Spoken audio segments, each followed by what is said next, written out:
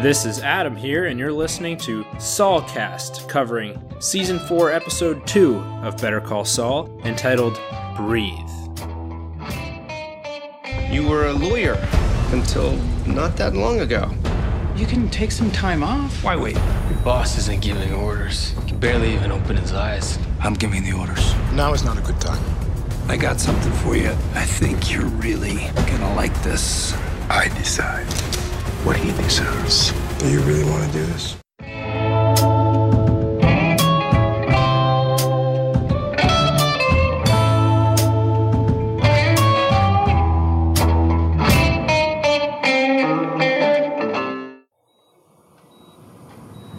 He's no longer in a coma, but he's unresponsive. His condition is stable.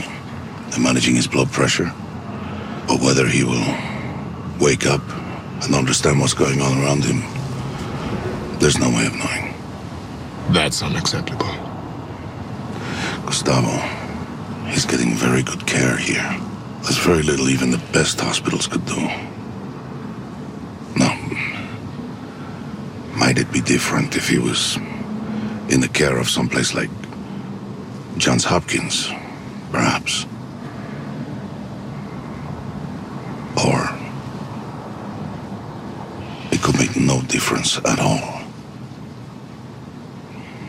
But in the end,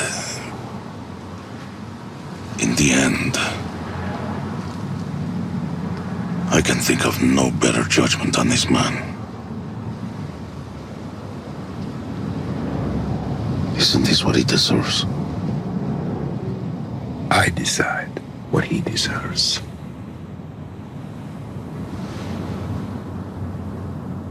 No one else. Gus really wants Hector to survive so that he can torture him. Exactly. Biggest takeaway from this scene, I was right from last week when I said that if Gus were to find out that Nacho or anybody else intentionally hurt, what's his name? Hector? Yeah. That Gus would be pissed because Hector is his. And I called that. Yeah, you definitely called that. I thought maybe he would be impressed by Nacho's moxie, but I kind of forgot about all the reasons Gus has for wanting to keep Hector alive just to torment him. Do you remember the reasons? Well, I know the basics is that I think he was involved in allowing or somehow causing his compatriot in the meth industry, like when he was first getting his start, to get killed by the pool. It was his lover, right? Well, that was implied and kind of confirmed outside of the show, but I don't think it was ever apparent on the show itself. It's sort of like when J.K. Rowling said that Dumbledore was gay. Okay. It's like, okay, I see how that could be true, and it might make some sense, but I don't know if they were thinking that when they first wrote it or not. Here, it makes way more sense than in Harry Potter, though, if I remember correctly. Yeah. I mean, the way Gus has latched onto this and has never moved on from it, it does seem like he loved him in some way. Right. Now, I'm guessing you loved this scene because you love watching process. And the way they shot, scraping the foot, checking his eyelids, every step is shown. You see their hand signals to each other when the night staff walks by and he makes that little gesture, keep quiet for a moment. And I was thinking, Adam must be loving this scene. You know me well. I love montages. I love people sneaking around and just when they show people getting something done in a competent manner, I just enjoy watching that unfold. And especially given that I have some experience in the medical field, I liked seeing them do the neurologic exam and actually knowing what they're doing and knowing that it was actually pretty accurate. Mm-hmm.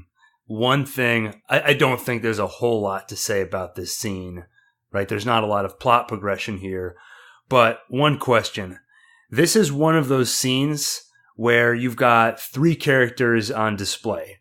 Gus, Victor, and some random nobody that we assume is going to be inconsequential. Gus and Victor are both dead. in the current era of Breaking Bad. So what are the stakes of this scene? Oh, and Hector's dead. So you're watching a scene of a bunch of dead people and a guy that doesn't matter. Are you at all bothered by that? Or do you at all feel, like, what's the point? I know where all this is heading. That's funny. It didn't even occur to me, because this feels like the thing I'm curious about when I'm watching all this unfold is what's going to become of Nacho, for starters, and also how does Jimmy/Saul get kind of wrapped up in this kind of stuff? How does it affect Mike? And I'm also kind of curious just about the development and transition of the characters of Gus and Hector to what we know they eventually become. Right, how they get to where they end up. Exactly. What about you? So I'll say that at times, the Mike and Gus storyline hasn't interested me as much as the Jimmy storyline for that exact reason, because I know exactly where it's heading. This season so far, that hasn't bothered me at all. And I think part of that might be because of the ratcheted up tension around Nacho. And I felt that last episode zoomed in and focused on Nacho more than it has in the past.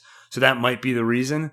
But this scene, I actually didn't think about that at all. Not until after I watched the episode and reflected back on it. I thought it's bothered me in the past. Same thing happened here.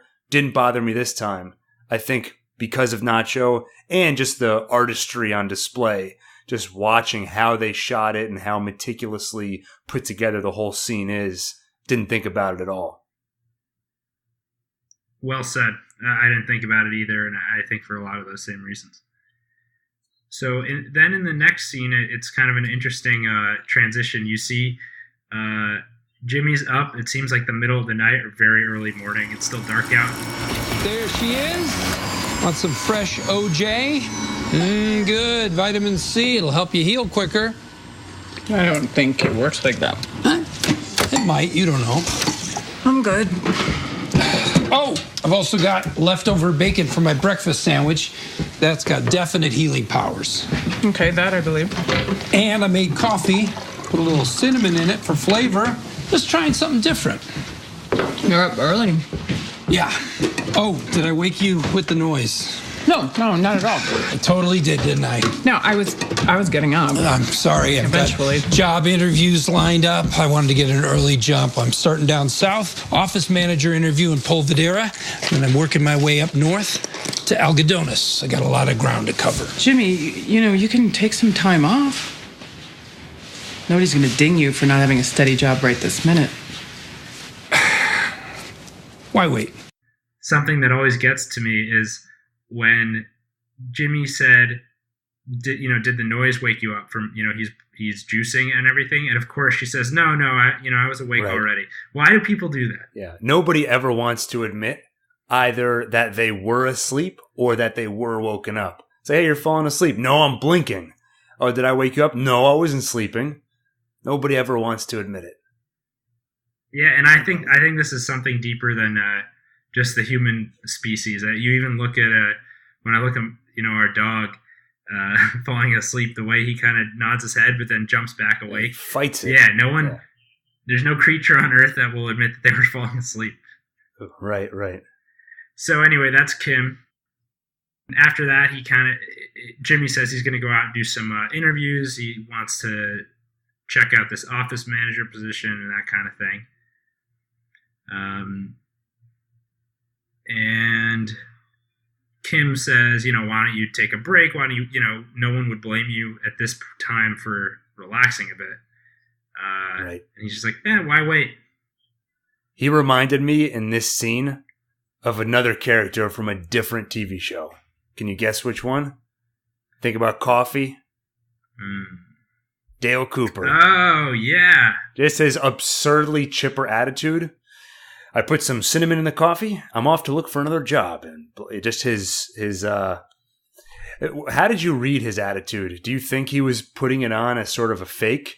Or do you think he's actually something in his brain has put him in this absurdly positive mood? I think he's actually positive, yeah. I think his relationship with Chuck was very bad for him. Mm-hmm. I don't think he really feels much grief over it. I think he probably feels free. I don't know if how much, I can't get in his head and say he consciously thought about Chuck's death and has really faced the reality and the severity of it, but he just doesn't care. I think it's possible he's just feeling light and enjoying this kind of newfound freedom, because I think he put a lot of, he was living in his brother's shadow. Right. Yeah, I think I agree with you. I'll say that when I was watching the scene, it came off as a little fake to me, but I honestly, I think it might just be because as human beings, we're not used to seeing positive behavior. So it just read as a little off to me. But I don't think that, I don't think that Bob Odenkirk was necessarily trying to play it that way. And I'm not faulting his acting for it. It's just not normal that you see somebody so over the top positive. Yeah, especially given what you might expect after, Chuck's death and everything like that.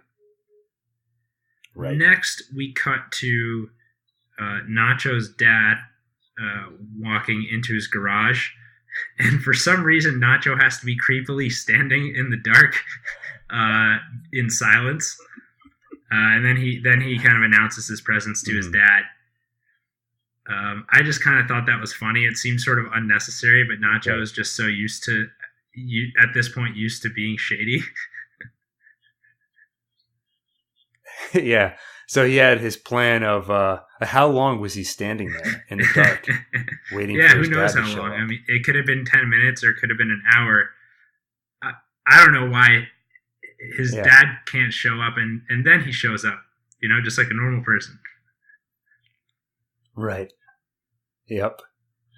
Yeah, he probably thought it through the day before. He was like, I can't just show up and be like, hey, Dad, I got some news for you. It's got to be, you know what? I have to be the first one there, but I don't know when he gets there. All right, I'm going to get there super early, and I'm going to stand there. And I'll put my headphones on. I can listen to a podcast while I wait, but then it's rude if I have my headphones on when he gets here. So I'll stand here. And all right, and then he just went over in his head what he's going to say, and I think and then his dad. When you put it that way, it actually sounds kind of fun. It's like uninterrupted time, early in the morning. Your phone's not going off. You can just listen to a podcast, drink some coffee, just stand there in the dark. Mm-hmm. But if I stand in one spot for too long, my back starts to kill. If I was in that position. Yeah. Yeah, maybe he had a stool. Maybe he had a stool for the first half hour, and then he put it away. Yeah, he's a smart guy. I think he knows what he's doing. So then we see the dad is counting out some money. So I think he assumes Nacho's there to collect for Hector.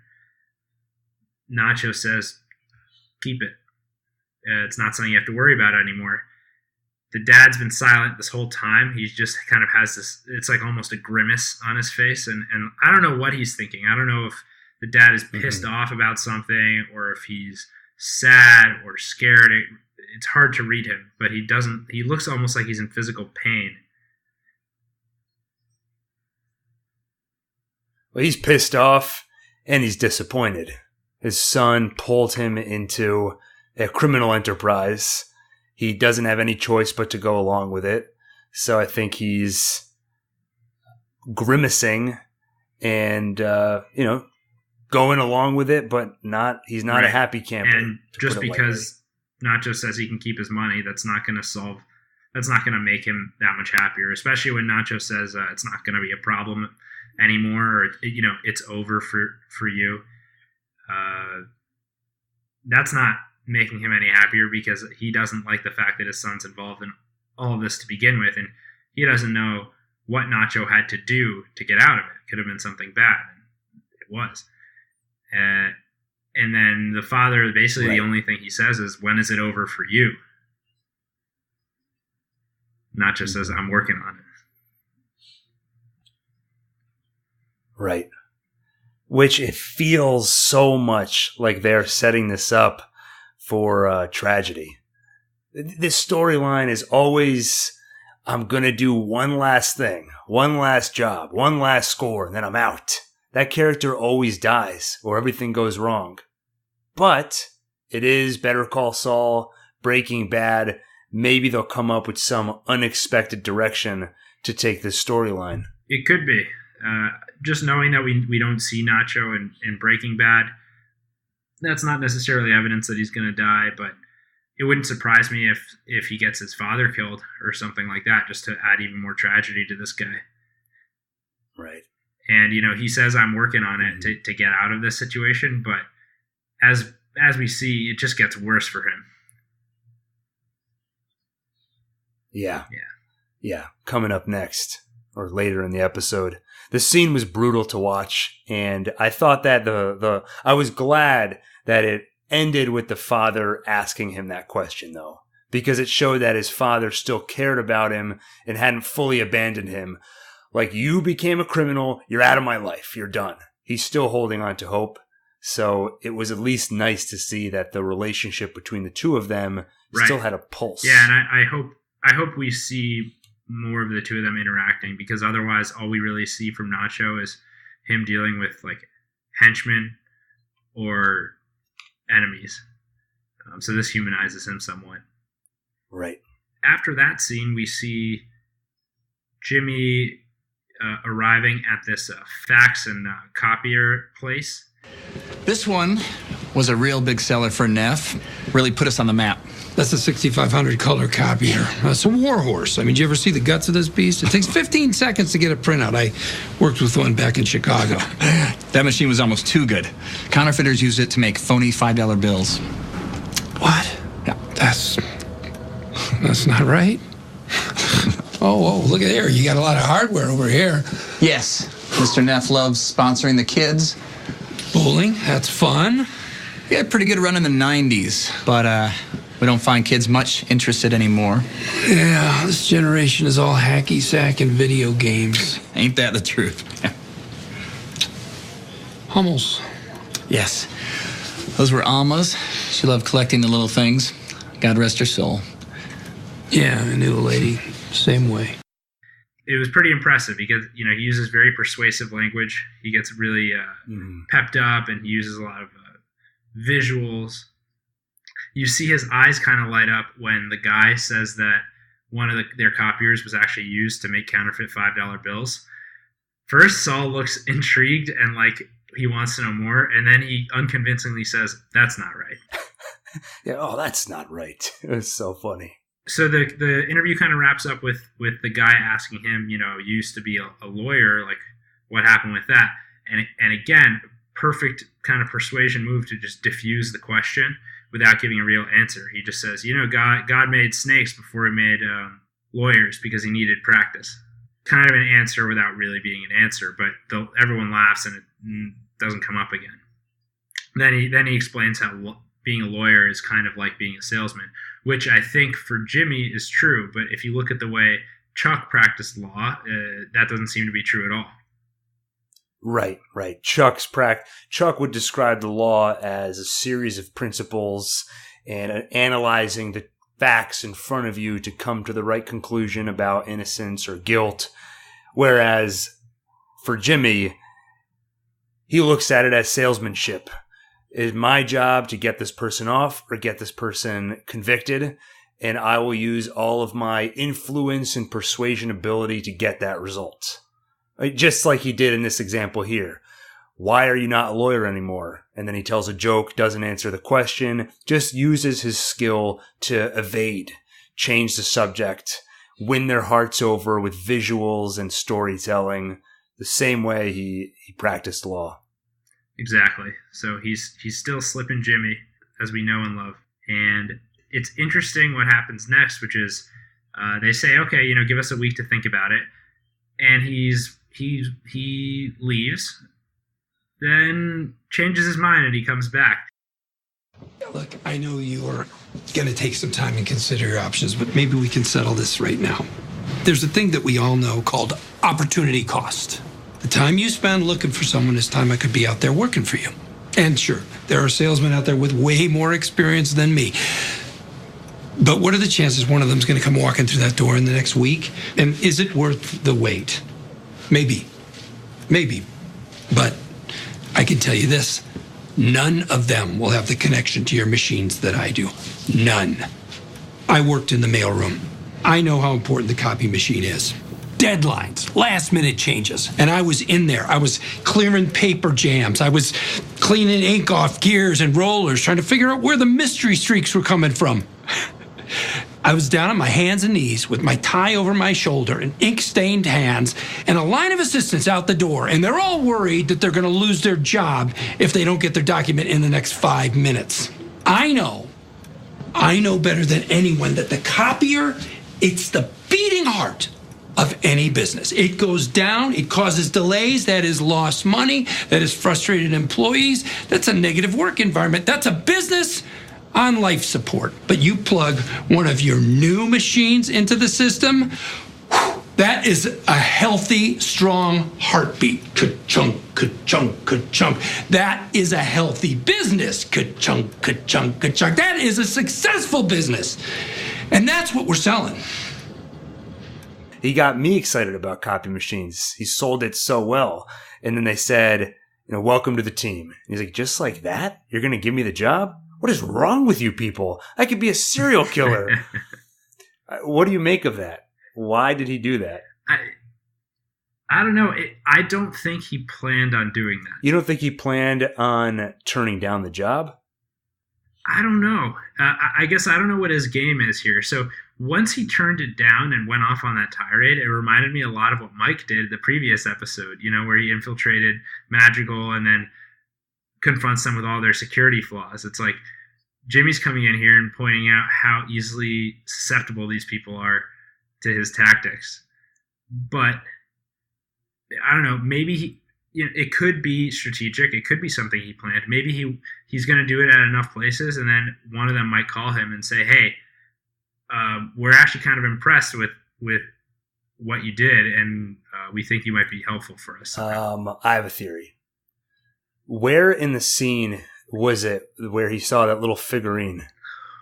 Yeah. Ooh. He saw the figurine. I forgot. The gears started turning, and he remembered how valuable those are. And he decided on the spot he was going to come back and steal it. And then I think just to screw around, just to prove to himself that he could get the job on the spot, he went and did it. I think literally just for fun. And then when it happened, he didn't really want the job. And he just honestly told them the truth of, you just got suckered. What's wrong with you?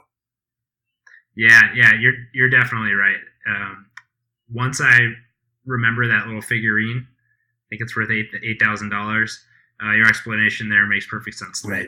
Which I did not realize until the end of the episode and then thinking back on it, but I think that was intentional. I mean, it was there. You might predict that when you see him notice the figurine, but they don't really solidify that till the end. One of the things you hear is, okay, if an alarm salesman comes to your house and asks you to let them in, you should have your guard up because it's possible they're actually just a thief scoping out the place. And what Jimmy did there with his bombastic attitude and everything, and then coming back and all of those games he was playing, makes him much more memorable. So my guess is that he doesn't plan for them to ever know that the item was stolen. Maybe he's going to get a replica made or something to replace it. I don't know why he would, after drawing so much attention to himself, he would then also allow the item to be stolen and have it be obvious that it was missing. Right. Although he tends to come up with pretty complex plans, so it's also possible that the deal he's working out with Mike is a little more complicated than simple thievery. Mm-hmm. And since we've sort of skipped to the fact that Jimmy calls Mike and wants to bring him in on this deal, it's pretty funny when you think about it that this show has existed with two parallel storylines that have actually barely intersected. If you think back to last season, I can only think of one scene that Jimmy and Mike actually shared, where Mike had Jimmy go to the Pollos Hermanos and check the place out. And to think that what finally is going to bring these two storylines together, you keep wondering, what is it going to be? And you imagine one of them is going to be in serious trouble and needs the other's help.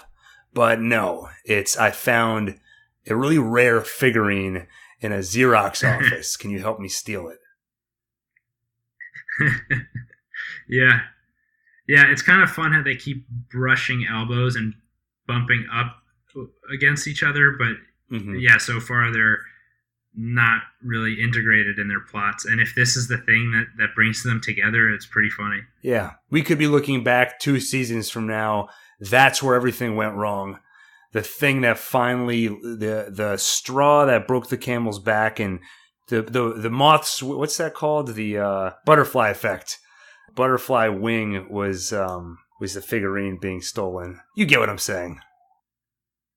I get what you're saying. It could be that if he never notices the figurine, maybe all of Breaking Bad doesn't happen. Speaking of Mike, we next see Mike hanging out with his daughter while she's on the swing set.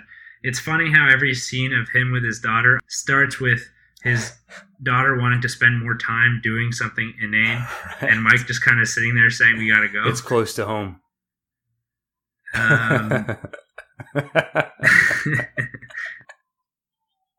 Next, so it was kind of interesting because that little scene there wasn't really necessary, but it worked. It cuts to him entering what at first looks like a temple.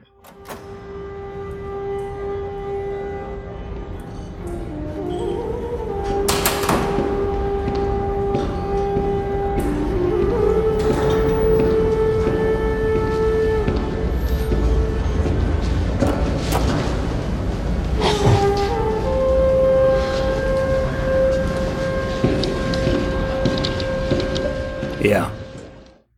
So I thought he was walking into some kind of temple, and he walks up to this statue in the middle of this big circular chamber, and he stares at this symbol. There's some kind of sculpture symbol thing at the top of the statue, and I'm looking at it. I'm wondering, like, what religion is that? Like, I don't recognize that at all.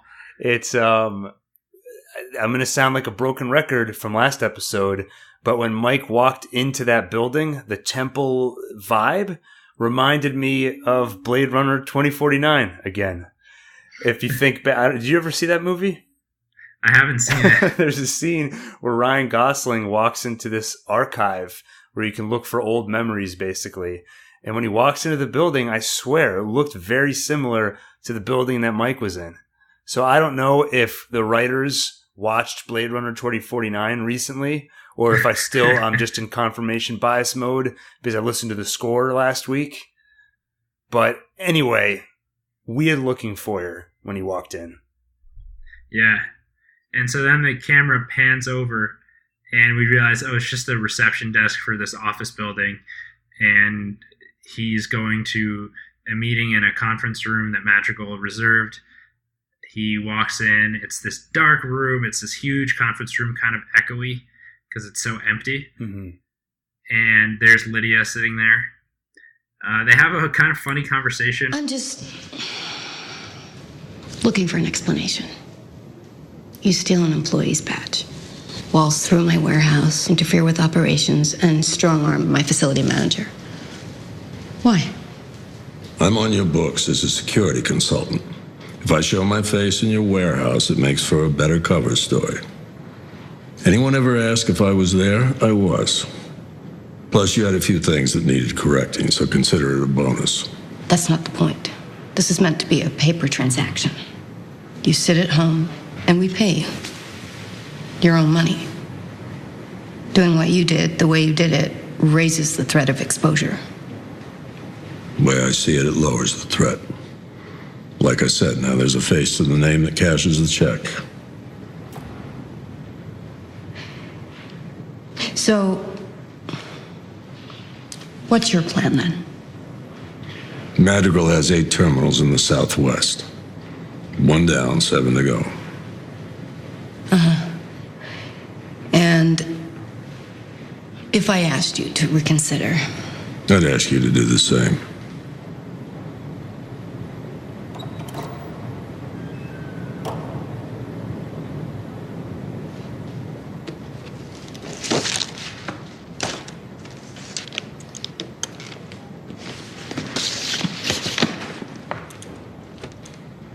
At the moment, you have Gus Fring's respect. I'd want to keep that if I were you.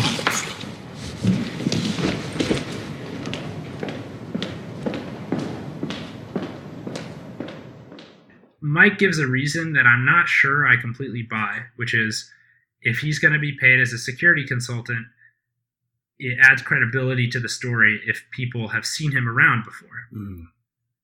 And he says, 1 down, 7 to go. So when she asks him what his plan is. So that means he has 7 more magical facilities to show his face at and do the same kind of security shtick. Right. And when she calls up Gus and says, I spoke with your security contractor. I explained the situation again, but he's going to keep doing what he's doing. I understand. But what he's doing makes no sense. Do his reasons matter? They do if he's unreliable. He is reliable. So I'm just supposed to let him keep stealing my employees' badges. I don't know where he's going to turn up next, what disruption is going to cause, what mess I'm going to have to clean up. This isn't something I want to spend my time worrying about. Then I suggest you give the man a badge.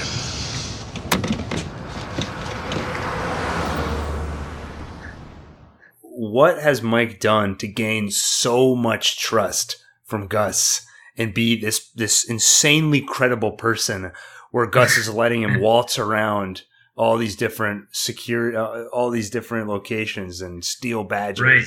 And it's easy for us to take it for granted that Mike is just the man, because I'm so used to it that for me it takes no justification.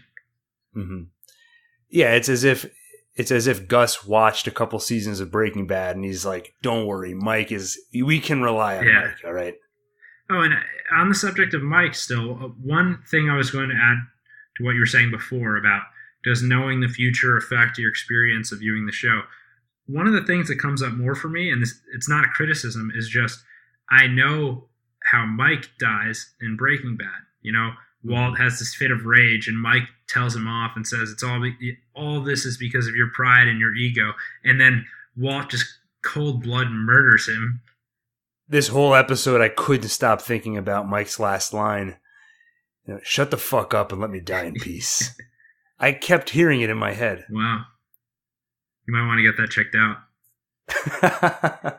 But right, I know what you mean, and that's something I think about because Mike is such a fun character to watch, and with him, you know what his ultimate end is, and it's a really unsatisfying one.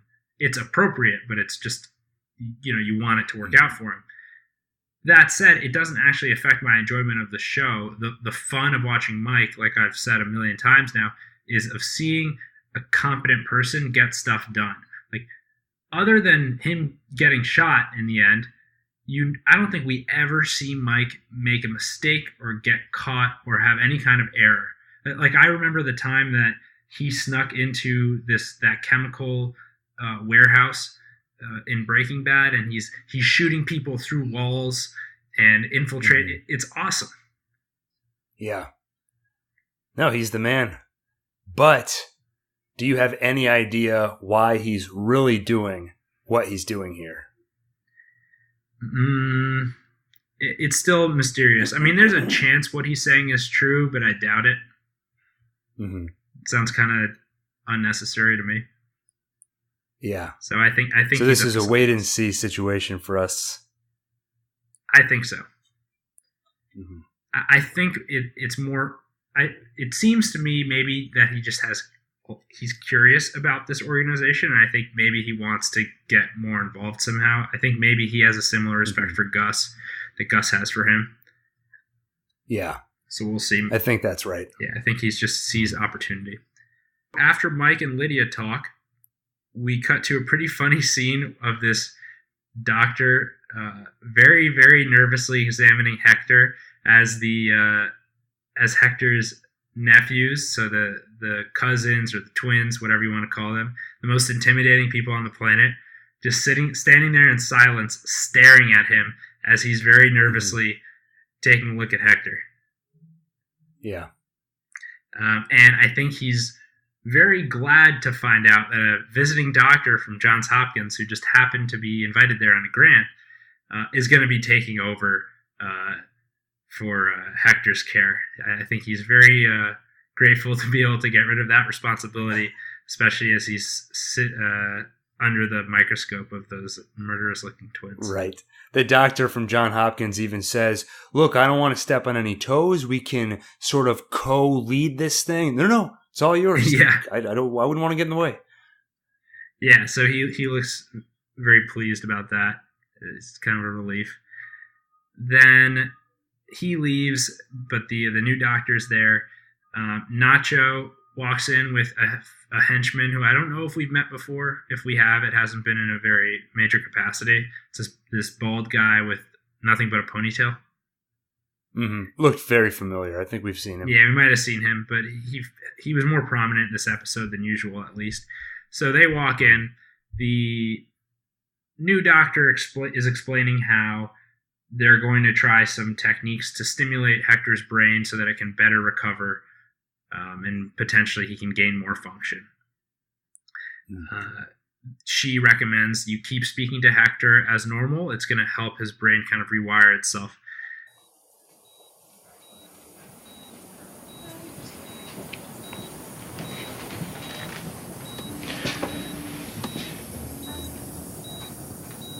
Se ve bien, don Héctor.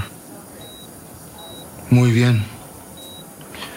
Los doctores lo van a mejorar.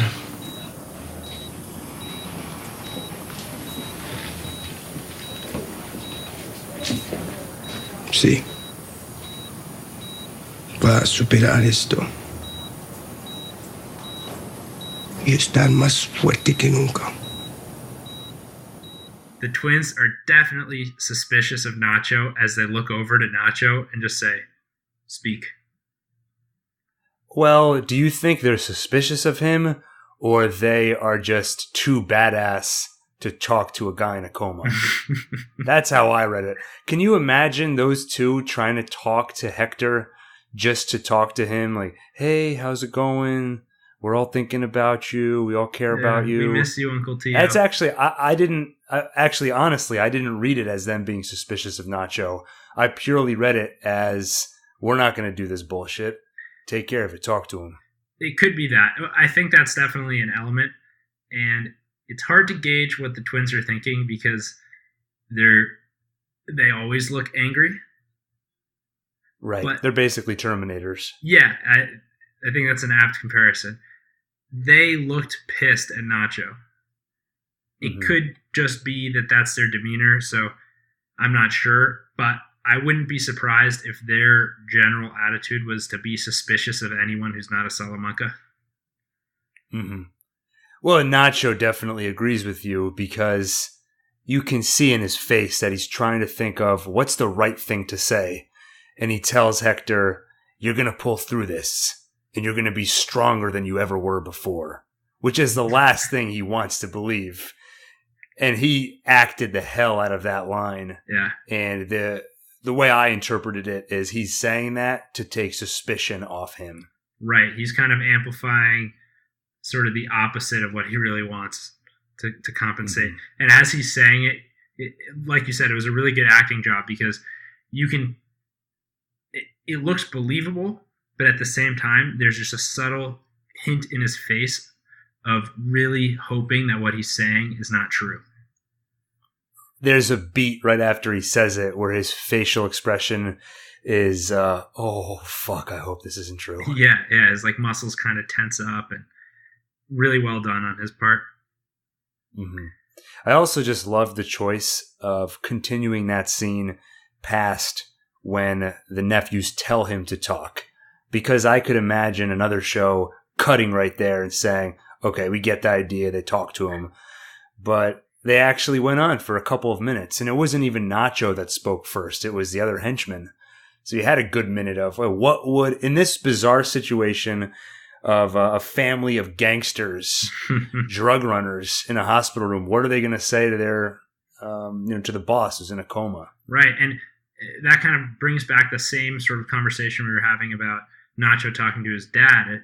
It's interesting to think about how all these badasses and these fringe people in society, gangsters, they have families, and not only that, but the family's a huge thing for them with these crime families. Mm-hmm. But it's such a weird kind of relationship. I can't even begin to imagine how you try to balance the two. Right. I mean, if you're the twins, what do you even do on a day-to-day basis? Like, do they watch TV? You know, what do they eat? They play video games? Yeah. Like, I honestly can't imagine what they would do that doesn't involve guns and weapons. Maybe women. Like, you don't even get nothing about women comes up. Like, you have to imagine they're probably, you know, doing stuff. They must work out a lot. Yeah, I guess that's true. They work out a lot. But again, I can't imagine them like bench pressing. They probably do something a lot more badass. Like labor of some kind. Moving rocks. Mm-hmm. And what do you think? Do you think was keto diet a thing back then? What if one of the twins is paleo? Yeah. I'm telling you, you got to try this paleo. Oh, I was about to do a really insensitive. I was going to do an impression, which would have been insensitive, culturally insensitive.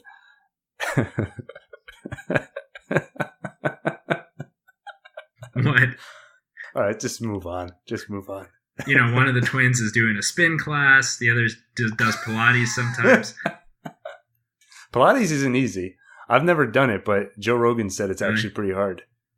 Yeah, he was talking to the big guy from Curb Your Enthusiasm, Jeff Garlin. Yeah, I was doing Pilates. Pilates is no joke. Yeah, well, you know, that's why the twins do it. Next, we cut to Gus in his office at Pollos Hermanos. First, we see him cleaning up trash in the parking lot, which is something they do a lot with Gus, and I like. It shows how involved he is in the day-to-day operation of the business. He'll do anything. I remember in Breaking Bad, he asks people how they're enjoying their meals. He fixes things. You know, he'll make food if he needs to, whatever. It reminds me actually of. So I love Chick-fil-A. Every time I drive by a Chick-fil-A, I stop automatically to get it. If I'm driving somewhere and I know there's a Chick-fil-A on the way, I stop because it's just far enough away that I can't go there spur of the moment. It's only if it's on the way for me. And on top of that, they're closed on Sundays. So if I happen to be driving past one and it's not a Sunday, it feels like a scarcity thing. So I automatically stop there. And so I'm so passionate about Chick-fil-A that I looked into what it takes to franchise one. And it's a really similar kind of thing. They expect people who own a Chick-fil-A who want to run one of their franchises, you're not allowed to run more than one franchise because they want you to be very connected to the actual restaurant. They expect their description says, like, we expect you to be able to get down and dirty if you need to and get involved in any aspect of the business. It makes a difference. I remember I was at a Chick-fil-A years ago and a woman walked around with a tray of brownies and handed them out. Wasn't a great brownie, but to this day, I remember that experience. I've been to McDonald's so many times. I have no memories from McDonald's. So Chick-fil-A, that little touch makes a difference. Yeah, it really does. And I think that Pollos Hermanos might even be intentional. I think Pollos Hermanos is the Chick-fil-A of the Breaking Bad, Better Call Saul universe. Mm-hmm. And this break was brought to you by Chick-fil-A. Back to Saulcast. We then see Gus get the call from Lydia, which we already touched on, where they talk about Mike. Then one of his henchmen says that there's been no change in Hector's status, and he lays down some of the medical documents that they've been getting from the hospital. And the way Gus looks through it, like, there's no doubt in my mind that he understands all of the science at this point and all of the medicine. He's reading the chart the way a doctor would. He's turning the paper sideways to look at, it's either a brain scan or something like that. And I'm positive that he knows what he's doing when he's looking at those papers. Mm-hmm. How do you think he knows all that? Well, the internet was a thing at that point. He probably could have gotten some medical books if he needed to. Mm-hmm. I just think he's an incredibly smart person. Mm-hmm. And this is I think the thing he cares about most in the world is destroying Hector. Yeah. And so if he thinks that there's even a chance that learning everything he possibly can about Hector's medical care and about strokes in general and his medical condition, there's even a slight chance that could increase his possibility of survival and of recovering, he's going to do it. Right, right. The one thing this conversation makes me think about with Gus is I want to understand his motivation, because he is the smartest character we see in the show, maybe besides Walter White. But more than Walter White, he's so insanely meticulous. He could be successful at anything. What drove him to go into the drug trade? I don't know that we'd ever get an answer to that from this show. I think if we were going to, we would have seen it earlier on. By the time we see him now, he's already into all of it. But I would love to know the story there. Yeah, I would love to as well. I don't think we'll ever get an answer, but there's a few things that come to mind are that I think he grew up in Chile. Mm-hmm. He was involved somehow in the Pinochet and like the fascist regime that happened there, and there was a lot of people getting murdered and who knows what he got involved in. I forget from Breaking Bad, there was like just a quick reference to it. Somehow he was involved. I don't know if he was a target of the regime or if he was part of it, but maybe that got him set up in this kind of industry.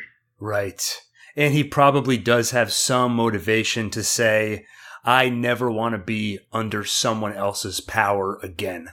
So part of this is a fight for control and power, similar to Walter White in a way. Right. And they do have a lot of parallels in the sense that they're both very smart and meticulous, but he plays the long game, clearly. And Walt had no patience, and in part because Walt thought he had a ticking clock, of a terminal disease. But you just see Gus maintains his composure. Gus doesn't kill in the moment out of an injured pride the way Walt killed Mike.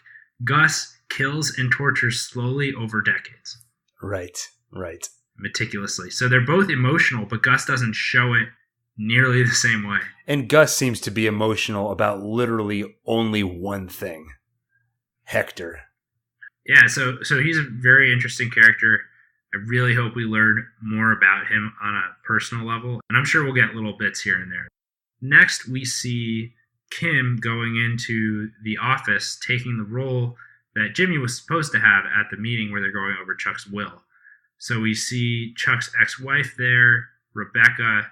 She's just kind of finishing up. We see that Chuck has a very meticulous process for how he wanted all of this done. She has to give her fingerprints and that kind of thing. Next, we see Howard telling Kim that Jimmy can have whatever he wants from the garage of the house and anything else. He said, I think the garage is relatively intact still. None of the items were damaged. Mm-hmm. Kim immediately responds saying he doesn't want any of it right away. You sure?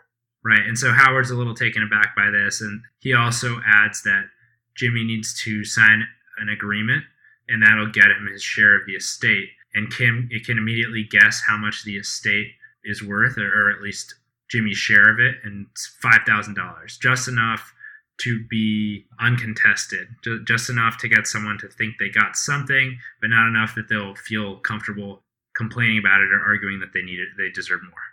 And she's right. Kim clearly cares a lot about Jimmy. We see it more in this episode potentially than in any other episode of the series, I think. Kim? I just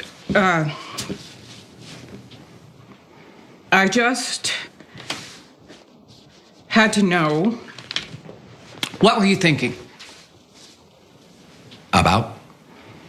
What were you thinking when you came to Jimmy on the day of his brother's funeral and laid that shit on him? That Chuck killed himself? What's wrong with you? I thought I owed it to Jimmy to tell him. Owed it to him? Did you owe it to Rebecca? You tell her your theory? That Chuck intentionally set himself on fire? I guess not. I guess you just saved that one for Jimmy. Kim, I didn't do it to hurt Jimmy. No, you did it to make yourself feel better. That's not what I was trying to do. To make yourself feel better by unloading your guilt.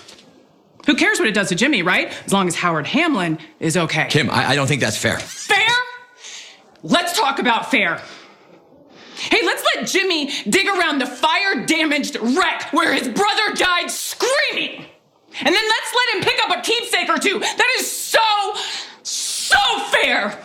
And did I hear you right? You want him to serve on the board of a scholarship committee? A scholarship that Chuck never in a million years would have given to Jimmy. Never. It is just, what's this too, huh, Howard? What's in this? One last screw you, little brother, from beyond the grave? Am I really supposed to do this to him? All right, Kim. What can I do to make it better? Nothing. There is nothing you can do. Just stay away.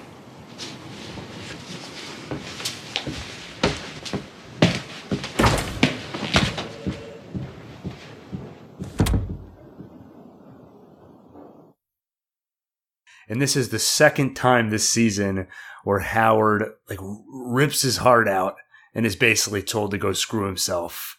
When he says that he thinks Chuck may have killed himself, and Jimmy says, well, that's your cross to bear. And then this time, well, what can I do to make it right?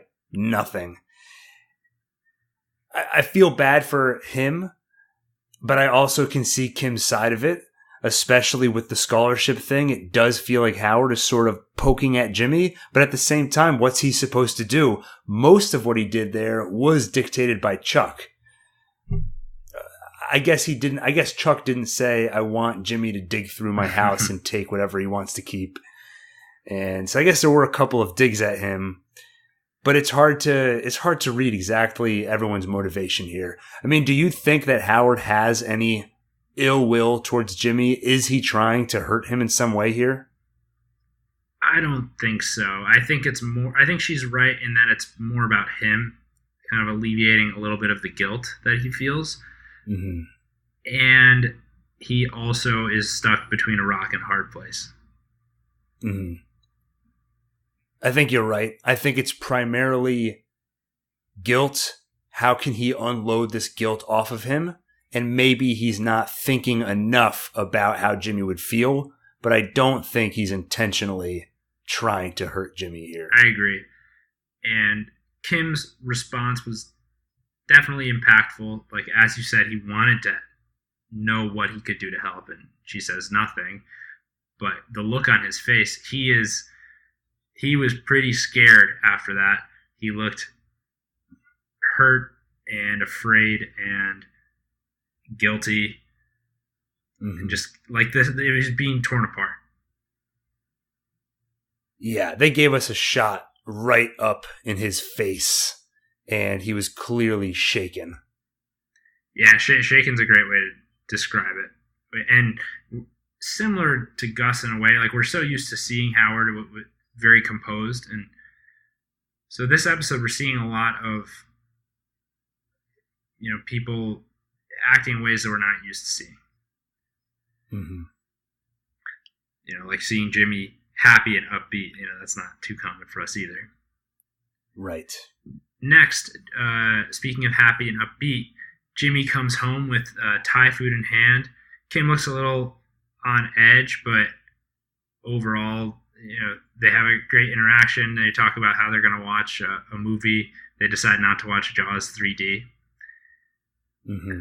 Jimmy. It was funny when he said Jaws 3 and she said Jaws 3D to be correct. I was thinking the same thing before she said it. Yeah, and I bet you this audience is more likely to have thought that than most show audiences. Yeah, very true. You see them kind of settle in on the couch, and just the way she's looking at Jimmy, you can tell she really cares about him. It's interesting to see because it didn't always seem that way. Like when the show first started, it was just them kind of meeting in like underground in the parking garage at the law firm to smoke. Mm-hmm. Yeah, I remember that. It's interesting to see the way their relationship has evolved. I like seeing it. It's like nice to see people getting along, but it's also difficult because somehow things have to not work there, and we don't know how badly things will go. And right. at the same time, we know Jimmy has lied to her a lot about the things he's done. Maybe we understand why he did it and the beneficial effects that these things might have had, but it just, there's a fundamental sense of there's dishonesty there. Yeah, a lot of times watching this show, I find myself experiencing it as, what if the creators of Breaking Bad were to show us blank? What if the creators of Breaking Bad were to show us a romantic comedy, or to show us two people fall in love over a very slow period of time? And the answer is, we'll give you a great relationship, and the chemistry between Jimmy and Kim is awesome. We'll give you that, but as long as you're aware that the main character is going to end up with his life in ruins, an alcoholic in Omaha living under a fake name, and Kim is probably gone in some tragedy. But yeah, you can have the two of them cuddling on a couch watching terrible movies. Yeah, you enjoy that. That's fine. Go ahead. For now. Yeah. And so then they start getting hot and heavy, and the camera kind of artfully focuses on the fish tank, and you no longer really see them on the couch there. I'm not sure what they were doing with that little shot. I thought like it was symbolic somehow, but I couldn't figure it out. You kind of see this like a fish hanging out on the edge of the aquarium, and there's sort of like what looks like a smudge from a hand on the glass. I don't know if they were just finding a clever way to kind of hide all the intimacy that was happening, or if that was meant to show anything. Yeah, I wonder. I remember, I think it was in Ozymandias, the third to last episode of Breaking Bad. That's when there's Hank a gets shot killed. that starts. Yeah, there's a shot where the camera's pointed at the sky, and there's, what are the names of those birds that flap their wings really fast? Hummingbird. Yeah, there's a shot of a hummingbird right in the center of the frame, and then it flies away. And I thought that has to represent something. When I listened to interviews with the creators of the show, they said that they were shooting, and it just happened that I assumed it was a CGI bird, but there was a real bird that just happened to be in the frame. They thought it looked so cool, they used it in the shot. So a lot of times with these things, with shots like the fishbowl, it might mean something, or it might just be that they noticed it and they thought it would be a clever way to shift focus from something they don't want to show on camera, looked cool, and so they kept it in. I couldn't really think of what it might have represented. Right. The goldfish in the tank. Is Jimmy the goldfish and he's trapped? I don't know. I went through the same. And I haven't... I went through the same thought process. I think ultimately it's just kind of visually an interesting thing for the camera to focus on, just because it's this glowing blue thing. And they do it again, so Jim, they end up cutting to them the morning after in bed. It looks pretty early, but the sun is just starting to come out. And you hear this really ominous music. And Jimmy looks awake. It reminded me of the scene when we see the burnt remnants of Chuck's house kind of floating over Jimmy's bed in that kind of metaphorical way. It reminded me of that. And then Jimmy gets up kind of hurriedly, like he figured something out or he has a plan. You again kind of see the fish tank and it's glowing, and Jimmy's at his laptop sort of behind it, and he's looking up that figurine we talked about and sees it's worth $8,000. Yep. So does he call Mike right then and there? Basically, so I think he steps out of the house, and now he's standing in front of his house, like in the walkway, and he calls Mike. All you really hear is you just hear Mike say like "Yep" or whatever, and Jimmy's like, I think I have a job for you, and then you're positive he's gonna steal it. Now, when they first showed the shot of Jimmy at the computer, and you just see the classic dark room, man in the center of the darkness with the glowing screen on his face, what was your assumption of what he was doing at the computer?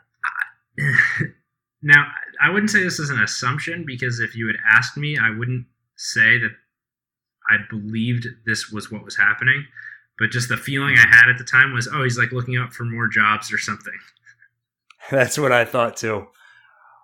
That's exactly what I thought. And, then of course, as soon as you see the figurine on screen and it's worth, what was it, $10,000? Yeah. Which, I mean, in a way, it is another job. It's a way to make money. He can't not take a shortcut. If he sees a shortcut, he needs to take it. Right. And it's upsetting because you know that he could get similar to some of the other folks on here. I mean, he's a very different kind of character, but he's also competent. He makes a lot of mistakes, clearly, but they're more mistakes in judgment rather than mistakes in execution. Mm-hmm. Well, he also just has, if you remember where he started with Slippin' Jimmy, he was working with that other guy, and he has an addiction to tricking people and scamming them. I think it's not just a matter of taking shortcuts. And I think that they actually gave us flashbacks, if you remember, to his childhood, and they showed us some of his motivation. He watched his father, from his standpoint, getting screwed over. So he feels like the world is just in a constant state of screwing him over. So I think when he's taking advantage of people, he feels like he's sort of evening the score. Yeah. And I think he just got so good at it and he enjoyed doing it. So it's about taking shortcuts, but it's also, he can't turn off the part of his brain that just sees opportunities. Right. It's like how some people, if you grow up poor, no matter how much wealth you have later on, you save a lot of things more than most people would. You don't like to throw stuff out. You don't want to spend too much money on eating out, even if you could definitely afford it. It's a similar. Right. It's just it becomes ingrained in you, and I think what you're saying is spot on. It's sort of he has baked into himself like a dog eat dog sort of mentality, or if there's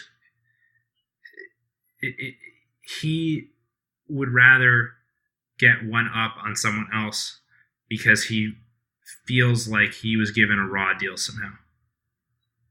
Right, exactly. And it seems he always feels that way.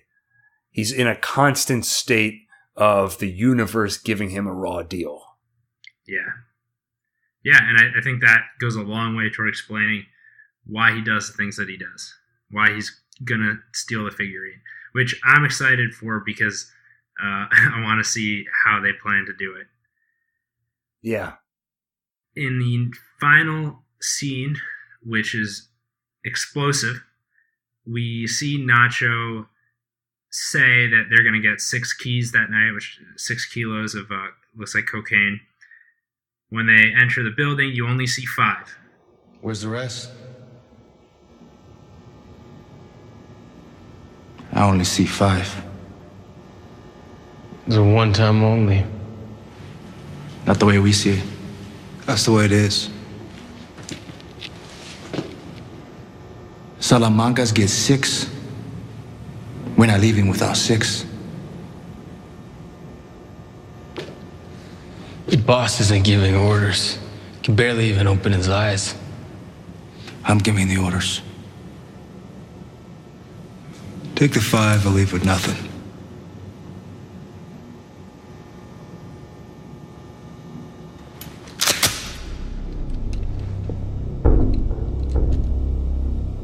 Do you want to go?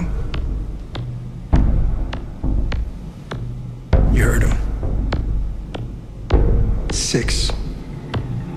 Put it away. Do you really want to do this?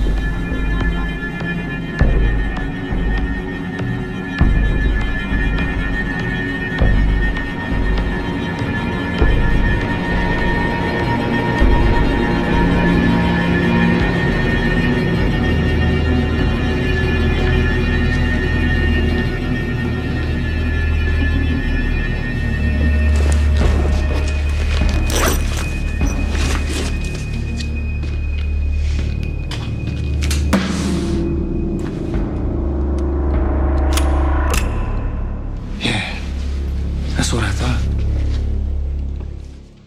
Nacho has this look on his face after where you can tell he's like kind of in over his head. So like he flexed his muscle a little bit, but it wasn't necessarily comfortable for him. And it reminded me of what we were just talking about before with that other Nacho scene.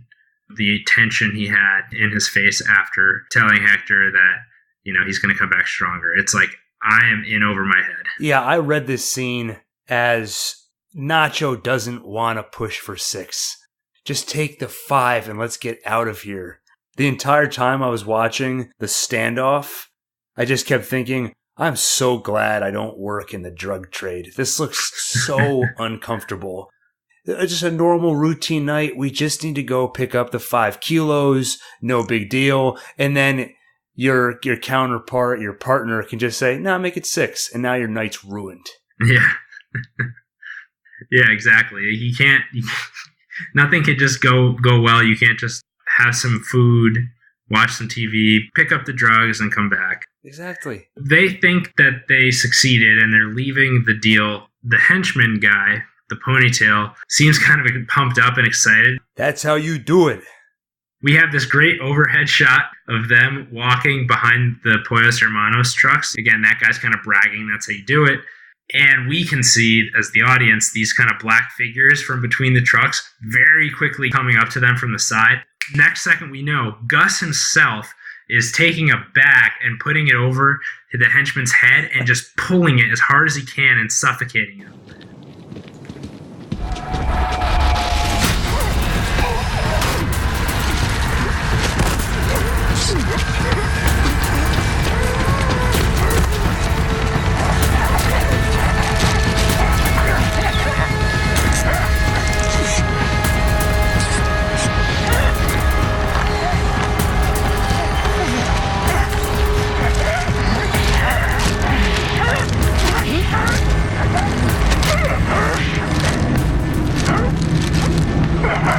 I know what you've done. The Salamancas, they do not. Do you understand what I'm saying?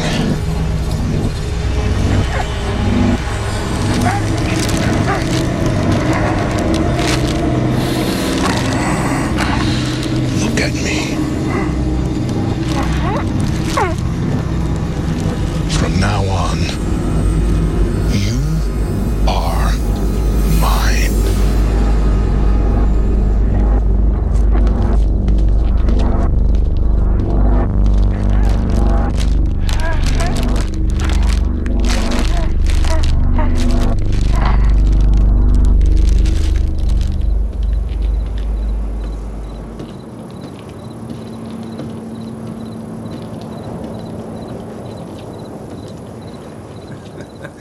The thing that made that guy's death so disturbing, we've seen in movies where somebody comes behind you, throws the bag over your head and holds it while you struggle. But here it was so much more calculated. Bag over the head, Ziploc on the bag to keep it tied shut, and then his hands and his feet are bound, so he just starts to suffocate. Nobody even has to restrain him. They just leave him on the ground.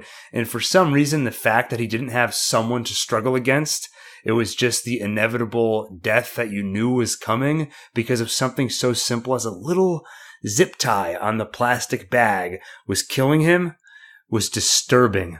At one point, he stops moving. You think he's dead, and then keeps breathing a little bit more, and you watch him slowly fade. Yeah. So it was on the level of the Victor box cutter death. Right. Far less bloody, but maybe more disturbing. Right, or when Walt had to choke the guy in his basement with the bike lock.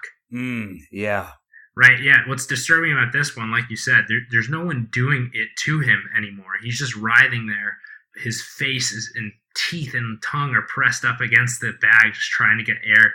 And it's like, no one's doing it to him. It's just that if no one intervenes, he's going to die. Yeah. And Nacho just has to sit there and watch it while Gus is telling him that he owns him now. So Nacho is fucked. I know. I felt sick. When Gus said that, I just looked at Nacho and I was, God damn, that sucks. Yeah, and he never could have known that Gus wants Hector alive. Mm-hmm. Now, he what has Nacho's dealing been?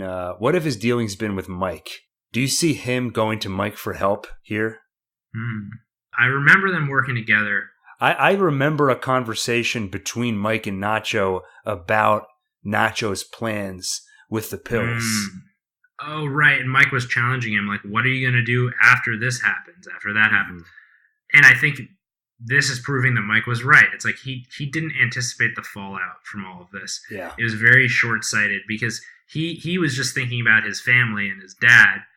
But if that's what he truly cared about, he shouldn't have gotten involved in this in the first place. But once he's in it, he can't just back out or make such a rash decision like this. It doesn't even seem like it occurred to him what kind of chaos, like in Gus's words, something like this could cause. Right, exactly. How many deaths would happen because of that one move he made? He didn't think about that. He was just trying to wriggle his way out of the situation. Reminds you of Jesse, because Jesse a lot of times would come up with a plan and then Walter White would walk him through, okay, you're going to take out the gun, you're going to shoot him, and then what? And it would just show him, if you take the plan the next couple of steps, you realize you really don't have a plan. And unfortunately, Nacho doesn't have a Walter. Or I guess he did. He had Mike, and it didn't help anyway. Yeah, he just didn't listen to him. And that's what's great about Mike is nothing for him goes unplanned. Like, he really thinks through every step. Yeah. By the way, I felt bad not naming the character since he had such a great death this episode, so I looked it up. Arturo, the random henchman we've been... Sounds familiar. Yeah, I think we've definitely seen him before. Yeah, ponytail guy. May he rest in peace. R.I.P. Any closing thoughts? A great episode. I think it's been a while since we had a Breaking Bad like scene like this. Early on, it felt like they were kind of they had them in there here and there. You had Tuco show up, I think, in episode 2. But once the show became its own thing, it was I felt we were overdue for a violent, tense, Breaking Bad-esque scene. So it was good to see that come back. I'm very worried about Nacho. I've been saying that I think he's going to end in tragedy. But part of me also thinks Breaking Bad ended on... I was going to say Breaking Bad ended on such a down note that maybe Better Call Saul would end on a more positive note. But Breaking Bad was a mix. You had Walter, but then you had Jesse escaping. So, I don't know. I'm worried about Nacho. I'm curious to see what happens with Mike. And Jimmy, his emotional state has been a mystery to me. I wonder if there's going to be any further fallout from Chuck's death. If he's going to show anything resembling mourning for him at some point.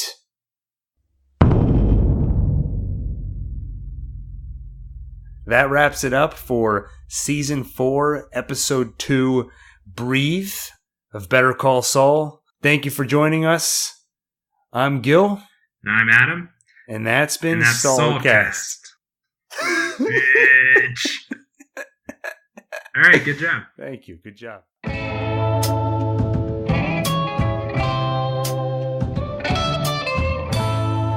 That was good. Yeah.